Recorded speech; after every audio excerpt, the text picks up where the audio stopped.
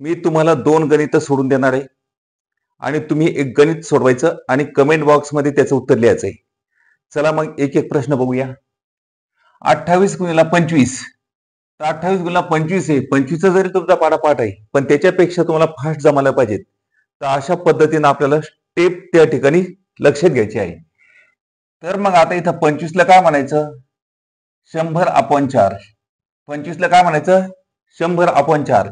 4 आणि 28 कोणत्या पाड्यामध्ये? 4च्या. 4 1 4 4 7 28. तर या ठिकाणी काटछाट संपलेली. कोणाचा गुणाकार? 7 आणि 100चा. उचलायचे 2 शून्य जसे तसे लिहायचे आणि 7 1 7. याचं उत्तर किती आलं? 700. आता त्याच्यानंतर 25 गुणिले 48.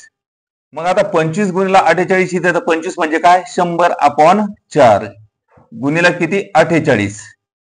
तर आता 4 आणि 48 कोणत्या पाड्यामध्ये? 4च्या पाड्यामध्ये. 4 1 4 4 1 4 4 2 8. तर मग आता इथं काटछाट संपलेले. कोणाचा गुणाकार? 100 आणि 12चा. हे 2 शून्य उचला जसे तसे लिहा आणि 12 1 12. आता त्याच्यानंतर 3 नंबरचा प्रश्न आहे. याचं उत्तर तुम्ही काढायचंय. म्हणजे 52 गुणिले 25 आहे. तर याचं उत्तर काढायचं आणि कमेंट बॉक्समध्ये तुम्ही त्या ठिकाणी लिहायचंय. तर मग या ठिकाणी थांबूया. भेटूया असंच या ठिकाणी नवीन नवीन गणित घेऊन. तर भेटूया नेक्स्ट व्हिडिओमध्ये. धन्यवाद.